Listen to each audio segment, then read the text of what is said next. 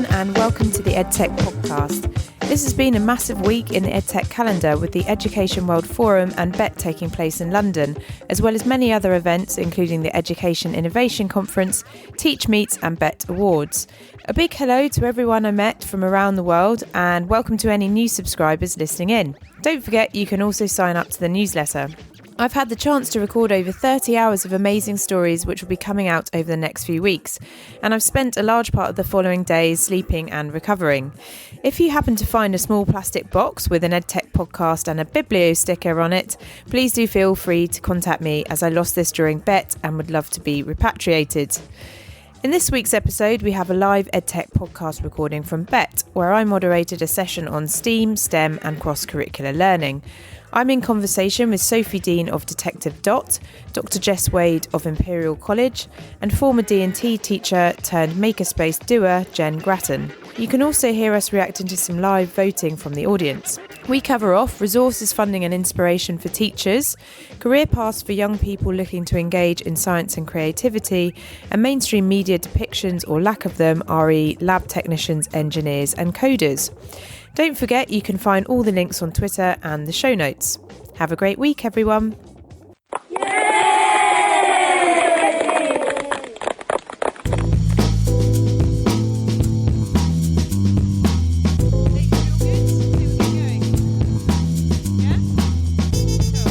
So welcome everyone, and welcome to this session which is going to investigate what we all think about STEAM. So my name is Sophie Bailey, and I'm the founder of the Edtech podcast, which is a podcast which documents education innovation, and about 1,000 people download it each week from 96 countries. And we've got a fantastic panel today. We're going to start by allowing the speakers to introduce themselves for a couple of minutes, just to get to know who we've got on the panel today. So Sophie, do you want to kick off? Oh, okay, it works. There we go. Hello, I'm Sophie, and I make children's stories about Detective Dot, who is a 9-year-old coder, and she has a sidekick drone, and she's part of the CIA, which is a children's intelligence agency. And so it's a super fun story and an interactive story to get all kids, but particularly girls and unrepresented groups, into coding and STEM. Oh, I'm on. I'll go first then.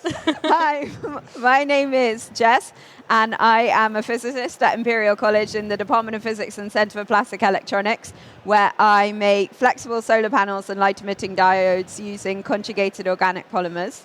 Outside of that, I do an awful lot to get young people into science and design and technology and engineering, and I'm super passionate about it. And I campaign a lot with the WISE campaign, so Women in Science and Engineering, and the Women's Engineering Society. I'm a massive, massive fan of Detective Dot and everyone at the Children's Intelligence Agency, and it's a great honour to be here today. Right, so I'm Jenny. My background is in teaching DT. So I taught in mainstream secondary schools for 6 years in East London, just up the road in fact, and got very frustrated with the system, so decided to take a step away from the classroom and explore more alternative maker-led education, which took me to America, where I worked for a summer with the Tinkering School, and last summer and this summer are going to be spent with Project Ember, who focus on the ideation of large-scale arts and engineering projects that unleash children's imaginations. Thanks very much, everyone. So first up, just thinking about some of these acronyms that we use. So what I'd like you to do is think about, as an audience, do you describe yourself as a scientist, a technologist, an engineer, an artist, or a mathematician? So have a think about that, and then we'll see what the answers are that come in. Can we vote? Yeah, you can vote, yeah. There we go. So most people in the audience would describe themselves as a technologist, with a good third as artists and slightly less as scientists. Where are all our engineers? No mathematicians and no engineers, or none, and none that declare themselves none of the above. So the purpose of this, to be honest, was incredibly crass, and was to suggest perhaps some of these labels. I mean, when I asked you to say, okay, you a scientist, technologist, perhaps there's a few of us, but perhaps these labels are slightly boxing us in. So, Sophie, what are your thoughts on that? I mean, I'm a commitment phobe, so I hate describing myself as any one thing because I'm worried that I'll exclude the possibility of being the other things. And when I look at this, or the A in STEAM, I think that the art part and the creativity part is so fundamental to everything that it's like having a box saying a reader or something. You know, we need literacy, and creativity is as basic a skill that underpins everything else as anything else. So I think that it's a bit arbitrary, and I don't really have an opinion about. You don't really care for it. I don't know. I don't mind if people say STEM or STEAM, but I don't think it's a perfect solution. And Jess, I know that when we spoke before, your thoughts on this were, okay, well, we've put the A in, but the point is that some of the original STEM, so for example, mathematicians or mathematics, aren't really included in some of those discussions anyway. Yeah, I think that increasing the length of the acronym only makes it more complicated and difficult for schools to interpret. So STEM is difficult enough, and it kind of fuses science, technology, engineering and maths in a weird way that I think schools aren't really ready for. So kind of alongside their science lessons and their maths lessons, they now have a STEM club, which students don't really understand how it's different to what they're doing otherwise. And then we're adding A in, and it just overcomplicates everything because people don't really, as you said, talk to the maths department. As we can see, there are no mathematicians here.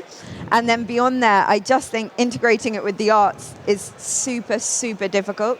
And obviously, as Sophie said, I completely agree, creativity is so massively fundamentally important to the whole of the rest of STEM that it should just be there by default. We shouldn't have to define it.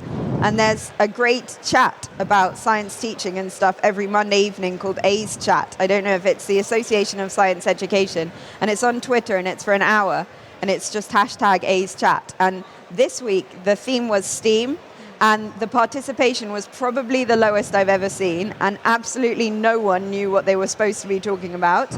And for about half an hour at the beginning, it was the leader of this chat saying, "Is anyone else here? Is anyone else here?" And I just think that's my massive terror with this, is that you just add an extra letter and stop other people from participating in it. I mean, Jen, what are your thoughts?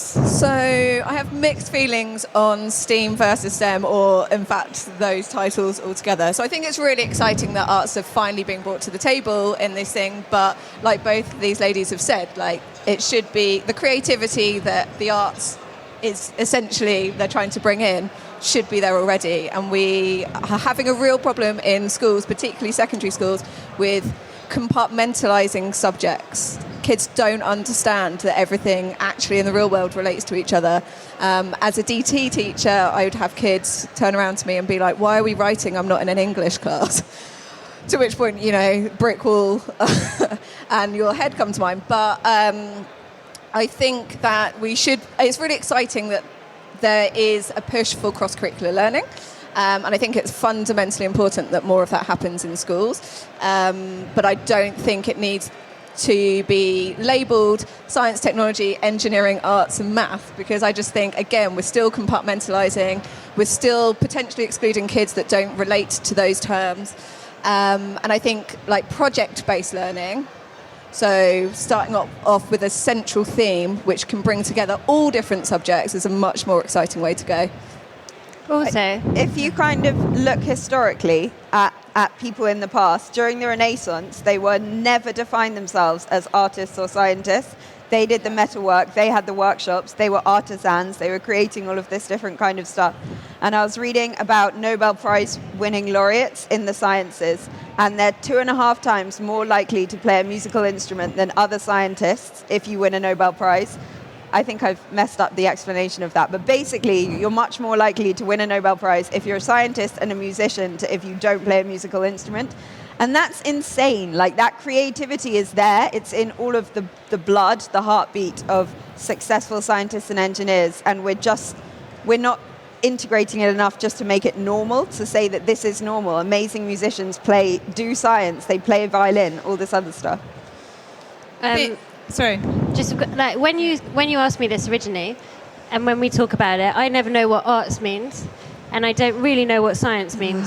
She's always on about this. So, like, I don't know if anyone cares anyway. Do you know what I mean? But I mean, I think that's quite a good juncture to bring us on to another vote. So if you go to your device, tap in the URL, and we'll have another vote on this. So is creativity the reserve of the arts? And as an anecdote for this, so yesterday I heard from the founder of Cobra Beer, who also happens to now be a Lord and Chancellor of the University of Birmingham, and probably a beer expert. And his point was, so he grew up in India and he was told, oh, you can't do art, you're rubbish at drawing.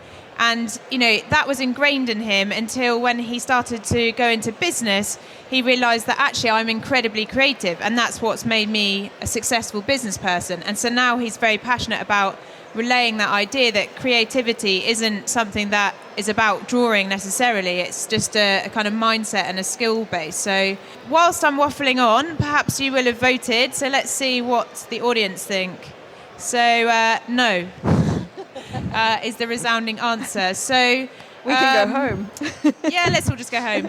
Let's start with Jen. Oh, someone's gone rogue. Who's that? Jen, what are your thoughts on the question? On whether creativity is the reserve of the arts? Yes. Absolutely not. As someone who loved art and design growing up, that was one way of being creative and showing my creative expression. But I think that we are being very obtuse if we don't encourage young people to see that they can be creative in all different subjects. You know, you're never going to do something groundbreaking in the field of science if you're not going to think creatively and outside of the box and challenge the status quo.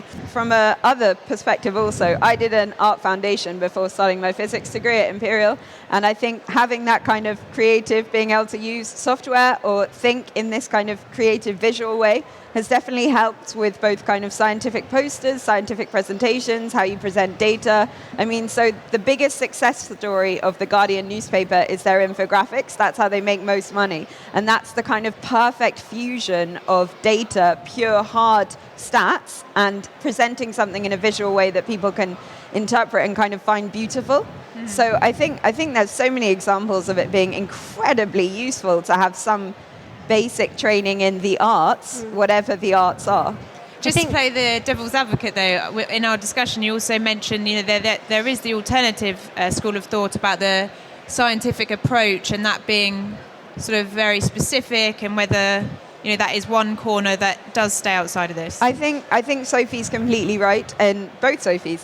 Defining science is really, really hard to do, but the process by which we do science is incredibly well defined.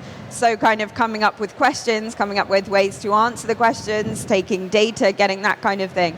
And I'm not being controversial, I think, in saying it's less well defined for the arts. And I think that, well, for the arts, purely fine art perspective, you can go at it now from so many different ways, and there are so many different and beautiful expressions of art in life. Whereas with science, it's very much a kind of procedure that you follow, which is quite satisfying for someone who likes to think like that. You know, you have your method, you have your experimental details, you have X, Y, and Z. But I think what gets missed out from the scientific method in how it's taught in schools is that it's open, it's an investigation, and you don't know the results. Whereas the way that it was taught to me was like, we're going to do this thing so that you can remember this fact. Yeah. There was no one ever said this is creative, or you might think of something new, or actually no one has got a clue how the world works. We just sort of know a little bit. So I think that the way it's taught seems like it's finite. It doesn't seem like an investigation. I think it's taught largely by people probably who aren't here today, who are kind of scared of the science. And it's much, much easier to teach an experiment where you say, we know this answer, this is what we want to get to, and this is what we're doing, this is the principle we're trying to prove, than just throw loads of equipment on a table and be like, explain gravity. That's really hard for a scared, not technical or specialized teacher. So we kind of have to get them through that education, get them excited enough to get to university, even beyond university. So Alexia, who's here in the audience, is an undergraduate physicist at Imperial now, and she can probably testify that we spend a large part of our time proving constants that other old scientists have done and stuff like that, and not being super creative until you get to kind of masters and research level. And then you take ownership. Because we just don't have the facilities to let everyone become a researcher until they've decided that that's what they want to do. I think there's not enough space in universities. There's not enough I completely disagree with the way it's taught. I wish we all went in and did our research project, and I really fell in love with physics when I was given my own freedom in a lab, and I think a lot more people would, and it's just impossible to do for the numbers of people that we educate. Yeah, and that's exactly the same system in particularly a secondary school environment where...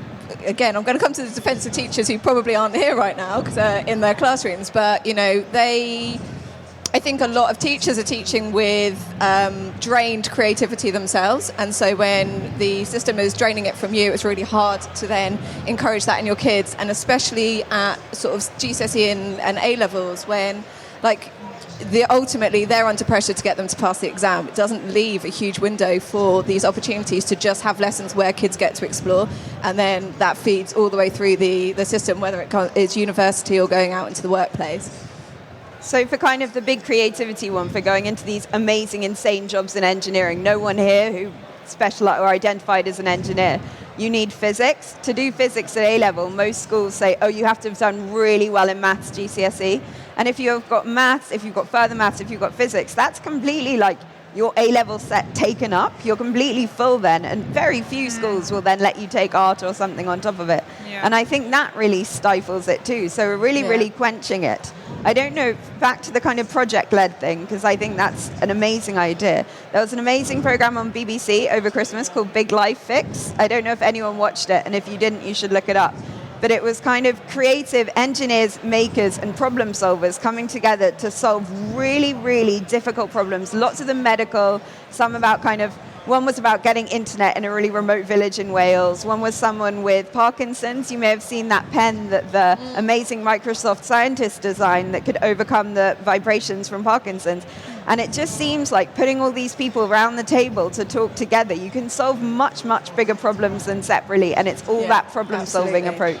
So if we jump on that, we seem to have agreed that cross-curricular approaches make sense.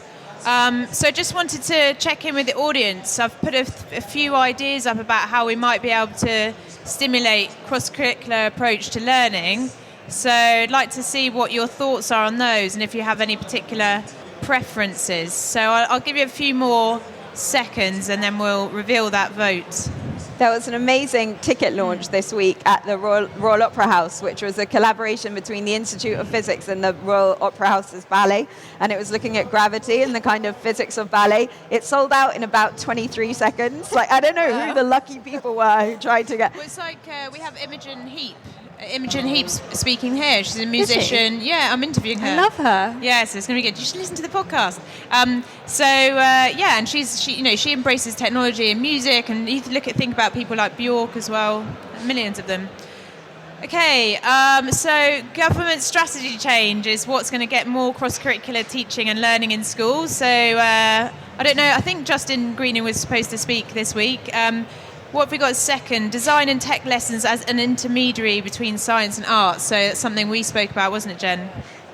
Yeah, it was. I think DT is one of those subjects that is actually in a very fortunate place where you do have the opportunity to do cross-curricular projects if you so choose. So I would encourage anyone who is a DT teacher or knows a DT teacher or works in a school to give DT teachers the opportunity to talk to their colleagues in other departments, actually set time aside for those conversations to happen, because I think that the subject matter that can be brought into a DT project is incredibly exciting and helps to create those cross-curricular links. And if you are doing it collaboratively, then it shouldn't be a huge extra workload, because you're using the skills and experience from, the music department, geography department, whoever you want to be working with.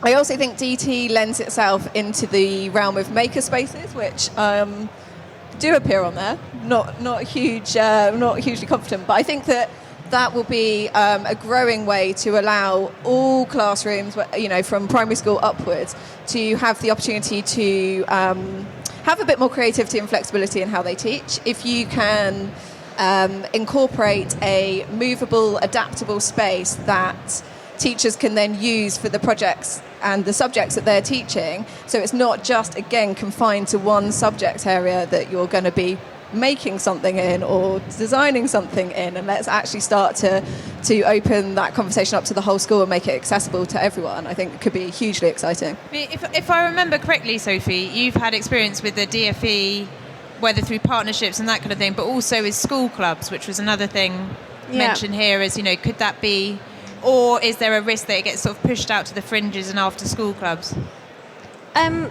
As Tesco say, I think every little helps. Yes, so I used to work at Code Club, which are just over there. Not Tesco.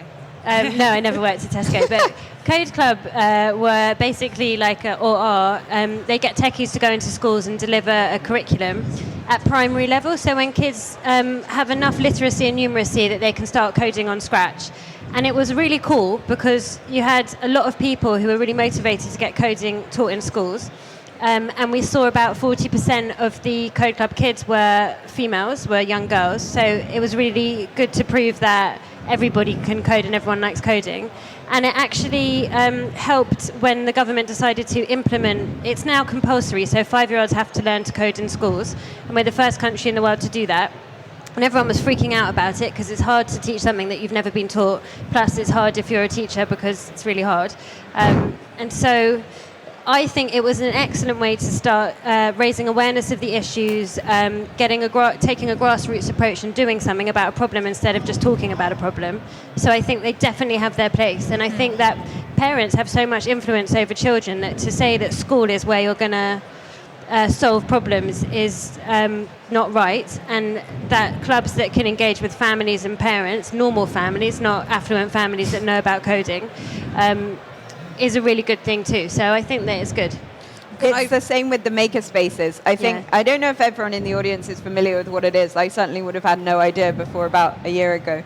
But there are loads of them across the country, and you can kind of go online and just Google Makerspace in your local area, and they take you in, that makes them sound ridiculous. It's a cult. You can go in, your parents can go in, you learn a skill, you can make, you can do. Imperial's just opening a huge new one in our West Campus, not just for the people of Imperial to actually learn how to make cool pieces of kit, but also for the surrounding area and the people in White City.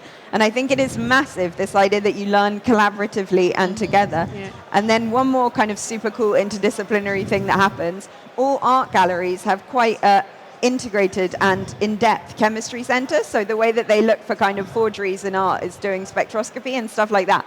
So the National Gallery in London has a whole lab underneath the National Gallery, and they do projects with the Royal Society of Chemistry, and they do big days where you can kind of get a lab in a lorry and do loads of spectroscopy and try and characterize forged pigments and stuff like that. And that's just insane. If I'd known about that at school, I'd have been like, I would definitely want to go into chemistry. I love chemistry. I missed it so much during my undergraduate. But I think that I think those kind of things exist, and it's kind of onus on the teacher and people to look for them, find whatever you're really, really passionate about, and find a way of linking them. It's really interesting because from what you said there, if I was a student in London, I'd be really excited to know that I could go to that. If Jen and I grew up on the Isle of Wight, and we all know that's the ghetto from David Hoare.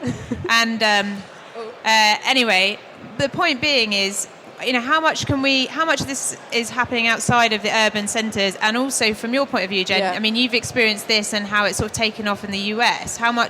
What's the difference between your experience there versus the UK? Vastly different. So the last 2 summers that I was working on these projects in the States, there's just such a huge movement, particularly in sort of San Francisco and the Bay Area, for alternative education provision. And people are really thinking about education in such a different way. So the guy who founded the Tinkering School, Gay Vitale, I fully recommend watching his TED Talks. He also founded a school called Brightworks, which is an all-year-round kindergarten 3 to 12th grade school, which works on the same premise as Tinkering School in terms of project-based learning. So every term they study an arc, and they will bring in experts from that field, and they have the flexibility to go out and visit people who are doing the work, and the kids have full access to, within the school building, which is like a converted warehouse, they have tools and equipment and making stuff available, as well as all of the other ways in which you would perhaps write something about a project or present about a project. And these kids are coming out with so much confidence and excitement and passion for the things they're learning, because they're learning it in a way that feels real and that is what they can see people doing outside. Can I be controversial? You can. Is it firstly because American education is largely such a mess that they have to take ownership of it? And is secondly, what happens when certain presidents axe all the funding to the arts? Betsy DeVos. So, yeah, I don't know what's going to happen with the funding cuts. But yeah, I mean, also to put into perspective, a lot of these schools are independent. They're not necessarily things that are going into perhaps some of the mainstream classrooms, although charter schools are really taking a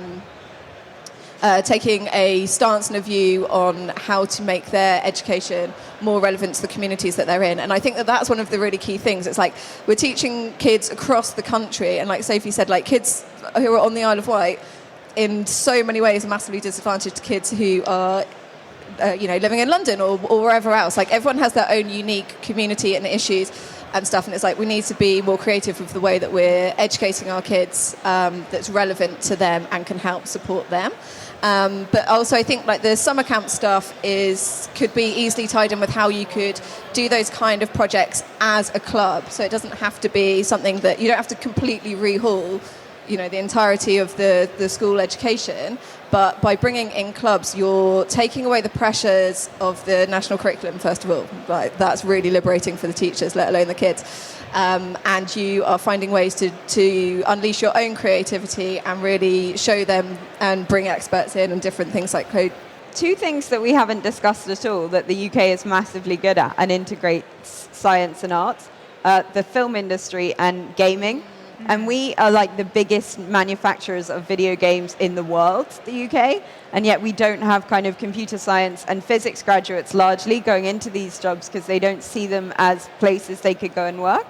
And yet kind of they're really struggling to recruit the right graduates in massive video games companies and film things. So there's huge salaries for scientists and engineers. It's really interesting. I interviewed every teacher and school leader's favourite, Andreas Schleicher, yesterday from the OECD with the PISA tables. And one of the points of the report is that we're getting, all of our graduates are coming out and they're actually overqualified for the jobs, but they don't have the skills. So they've got these signifier degrees, but they don't actually have the skills to sort of specifically go into an area. And I just wonder sort of something like that, where you could really hone into a specific industry that's taken off as creative. If someone came to you early on in your undergraduate degree and said, this is an option, this is a chance, we never have that. Kind of when you go to a science or an engineering or maths university, you have the lovely investment banks waiting to recruit you from about day one, and endless free pens and free lunches if you go and have dinner with HSBC. But you don't have any of that kind of interfilm are never there, double negative are never there. We make such great graphics in this country, and yet they're never there at the science fairs advertising to these kind of people. And a lot of it is on you too, to kind of go out and look for these careers, I admit. So let's see who said this. So was it Siddhartha Mitra, Mary Myatt, or William Shakespeare? So it was William Shakespeare, everyone. Not Siddhartha Mitra. And I will explain why I'm doing this in a minute. So there's one more. So while bodily labours performed under constraint do not harm the body, nothing that is learned under compulsion stays with the mind. So who said this? Sophie, are you Googling it? No, I'm doing it. Sophie's just doing her online shopping with Waitrose. She's got coming this evening. No, Tesco, remember? Oh yeah, Tesco, yeah. She's got to deal with them. I do not support Tesco. Has everyone voted? Let's have a look. So now I think you get the idea. So yes, this was Plato in the Republic. And my point of including these was, so I was thinking about this idea of, STEAM, STEM, progressive, traditionist, and talking about whether they're kind of false dichotomies and all of that. And the point is like this whole conversation has been going on for eras and eras and eras and eras. So coming to the point of solutions, and hopefully we've got some teachers and leaders and people who can make a change in the audience. So do you have any ideas around solutions and resources or people that can connect with? You had that great idea about the National Gallery. Sophie, do you want to kick off? Well, I feel quite strongly about this because I was a bad learner in school, and I just don't get on with traditional learning or education systems. But all kids and all people love stories, and lots of people like cartoons and movies, and we've got this huge issue with mass media and sort of being conditioned all the time and the messages that we're getting from it. So I think that, like, forget school, although school is great, but if we look at what we're learning outside of school, I think it's really difficult to compete with that. So outside of school in kids' stories, basically it's predominantly white men doing science. There's very few females in any of our kids' books. There's very few engineers, coders. They're all sort of princesses. I think under 3% of characters are black. There's one book now with a coder in it. And we've got all of these sort of image issues you don't see in movies and you don't see in programs, role models. So you don't know what you can be if you want to be an engineer. It's not cool. Like, you can't even see it. It's not visible. We can all become brain I think we should do it. We should be positive. It shouldn't be like Jess says this, but you shouldn't. No kid is going to be like a scientist because they heard that there wasn't a lot of representation for women in science. Who cares? You're going to be a scientist because you think it's really cool, because you've seen a role model, or your curiosity has been sparked, or you've made something. And so I think that we should be appealing to the very human and positive, fun stuff about science, and that we should be doing it in mass media and not just focusing on schools. I think also if we focus on kind of solving global problems, that includes a lot more people, kind of local and global problems. So say in the area around you, a lot of people have diabetes. Why don't you do a whole science project researching why people have that? Or if you're looking at kind of massive global challenges, like the big ones Bill Gates launched, get everyone working on a solar issue, but get people solving something that's not just blowing each other up or playing on this video game that doesn't achieve anything. And I think that's another way to get girls into the conversation as well, is to make it kind of more, I think the world's altruistic, but I don't know enough words. But I think that is it, to kind of make it more feel good. You're doing something for society and helping other people. I don't agree. Not about the girls, no. So I by and large think girls do connect more with that kind of thing. Why? Nature or nurture? Just probably nurture. Nurture. Well, we haven't had a chance to discover that yet, because we haven't had a world where women make most of the decisions. So, perhaps we'll continue to blow shit up, or perhaps we will, be a bit nicer. I don't know. There are also amazing examples in public life of people who integrate them really well. I don't know if you've seen Marcus de Satoy talk. He's a mathematician at Oxford. He's kind of the public professor for the understanding of science, which is this massive title that I think he's a bit frightened of. But he was also a musician, and he's obsessed by prime numbers, and kind of prime numbers representing themselves in nature, prime numbers representing themselves in music, and he speaks very eloquently about it. And there are these kind of people who are doing the proper research, they're doing the proper science, they're absolutely brilliant, and they're champions of this already. So I think alongside finding great makerspaces to go and learn how to kind of 3D print and do needlework, also find these kind of champions like Ken Robinson, these people that you really look up to and you think like, whoa, like that is what I want to be, and kind of echo what they do a bit. And read all their books, they're amazing. Or watch their TED Talks if you don't have time to read books. In fact, if you like books and inspiration, I have put together a Goodreads list of all of the book recommendations of all of the people who come on as guests. So you can check out that at, I think it's the Edtech podcast on Goodreads. But Jen, amazing. I guess coming from someone who's been inside a school, what can schools do to start making this a reality is give their teachers more autonomy, give them time, like actually make that time meaningful and purposeful. So when you have inset and twilights and stuff, like I've sat through some great ones, but I've sat through some appalling ones, and it's like those conversations could be spent with colleagues in different departments creating opportunities for cross-curricular learning, and it's not, and that will be far more productive to the outcomes, I'm 100% sure, in your school if you can start to encourage those conversations.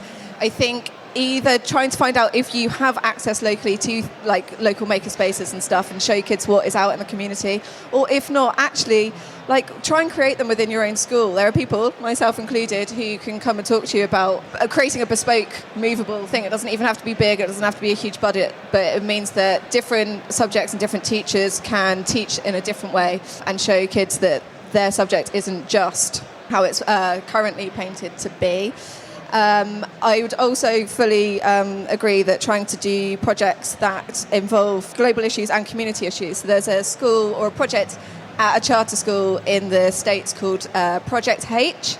And it's at a school called Realm. And the lady that set it up has also done a TED Talk. Her name's Emily Pillerton. And they basically get the kids to build something that's going to go into the local community. So they've built stands for farmers markets. They've built tiny houses, which they've donated to homeless charities and things like that. And it's actually getting kids to learn all of the really important, fundamental, practical skills, but it having a real life, tangible outcome. I think it's a really exciting opportunity that we could be bringing into our education. We have it. So in the UK, a bit closer to home, we have something called primary engineer, and secondary engineer, which is getting kids to design products of the future for their local community. And the winner from last year was a little kind of, I think she was maybe 4, but she designed this tiny drone, and it was absolutely adorable. And UCL are making it now. Like, wow. That's insane, and that happens. So I think find these things that are already happening. Yeah. Don't try and reinvent the wheel. And if you want to set up a makerspace under Jen's great advice, then find someone who will give you the money to do it. The Royal Academy of Engineering have an amazing scheme called Ingenious. It's £30,000 that you can get. And you just have to be good at writing applications and get loads of facts and stats inside it. And you can get this money to do it, to build these things, to make it for you, for your school, for your community. And it's not impossible. So, and just to quickly put that into context before we jump onto the questions, I know you told me how few girls took the, was it the computing science A-level? Yeah. Just to put this into context, it is quite shocking. Last year, actually, there was big stats saying that the number of girls who took computer science A-level had increased last year. And of course it increased because the number of boys who took computer science A-level also increased because more people are taking computer science A-level. Last year it was about 650 who took it nationally. There's way, way more people here than that in this room today. That is absolutely terrifying. That and it's we're less not now than in producing these 1984. people. Well, that's physics. So No, computer science. Really? Yeah. Wow. But it's a completely different course now. Physics Yeah, has it gone is down. different. And your point also was that the changing structure will mean that there's probably less next time as well. Yeah, so I don't know how many people here teach A-level, and I completely agree with Sophie, it has gone down. Computer science, physics, further maths, the number of people sitting these subjects that are super important have gone down, and that is terrible. But the changing curriculum, going towards a kind of linear scheme where you choose 3 A-levels in year 12 when you're way too young to be choosing the 3 subjects that you're choosing for the rest of your life. People are now choosing 3, and further maths or physics or computer science is often that 4th option for girls. And if they're now choosing 3 in year 12, it's not even going to be on the table. And that, for me, is terrifying. Like, that is really scary. Okay, we have got 7 minutes, so we're going to try and answer as many audience questions as we can in a kind of meaningful but rapid-fire manner. So first one, let's just go to the top one. Do you think the mainstream media is covering STEAM well enough? No. Absolutely not. And actually, I was talking to some people this week about how amazing it would be if Eastenders got a coder or an engineer or a mathematician just to bring some normality into it. And doctors had this issue in the profession where it was male-dominated, and now it's changed. And part of the reason, I think... Casualty. We've got Casualty, we've got Holby City, ER. There's genuinely quite a lot of role models, so that if you think of a doctor as a young person, you can think, oh, that could be me. We do not have that across STEM. I've now got, I've been shot. That was from Casualty, wasn't it? Anyway, ignore that. I would say also, when they do have like a STEAM picture, I've seen this a lot on Twitter, especially over the past few weeks, but every time they're like, check out these female scientists in the lab, and they're all there with like a full face of makeup and their hair down in a lab coat, and I'm like, that is not what it's like doing science in a lab. We're not allowed to have our hair down. We're not like, it's not. So I think over-glamorizing it is not. So when it is represented, it's represented badly, is I suppose what I'm trying to say more eloquently. Yeah. Okay. Do you think children get streamed into being good at maths or good at creative subjects too early? Yes. So we have to choose one or the other. Yeah. I think in the UK especially, we're very bad at thinking that you can get good at a subject. We think you're born good at maths. So you get a lot of grown-ups especially who are like, oh, I've always been rubbish at maths.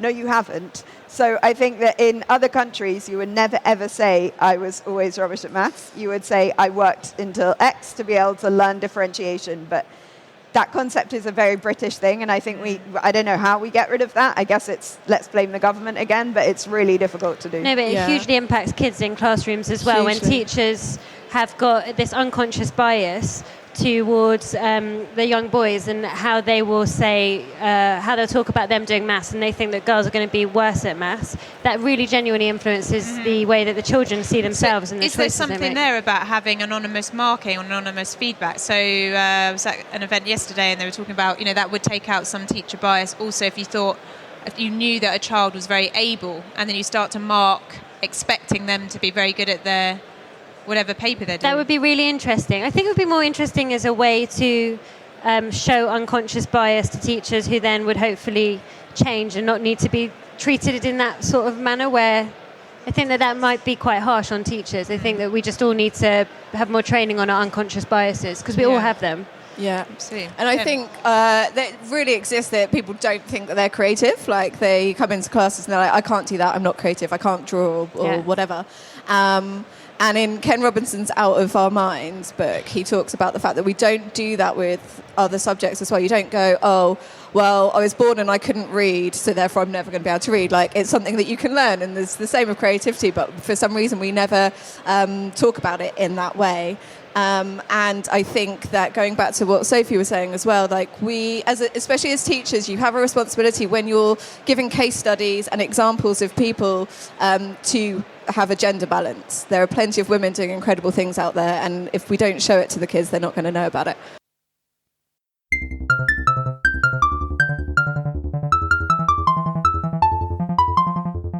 I hope you enjoyed that discussion, and don't forget to subscribe on iTunes or Stitcher if you enjoyed listening in. And if you want to support the work of the Edtech podcast, you can contact me, Sophie, at the edtechpodcast@gmail.com.